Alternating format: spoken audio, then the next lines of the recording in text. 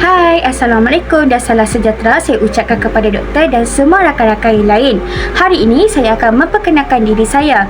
Nama saya ialah Siti Reti binti Yusof, berasal dari Kangan Perlis dan berumur 22 tahun. Sekarang saya merupakan pelajar semester ke-5 dari program Ijazah Sarjana Muda Pendidikan Kesusahan Melayu dengan Kebujian, dan saya juga merupakan pelajar dari Fakulti Bahasa dan Komunikasi dan juga dikenali sebagai FBK. Saya memilih subjek cyber sebagai subjek elektif kerana saya ingin menambahkan ilmu pengetahuan dan mencari pengetahuan yang baru dalam bidang ini. Selain itu, saya merupakan anak bongsu dari 3 orang adik-beradik. Antara hobi saya yang saya sering lakukan ialah saya suka memasak, membaca buku dan sebagainya.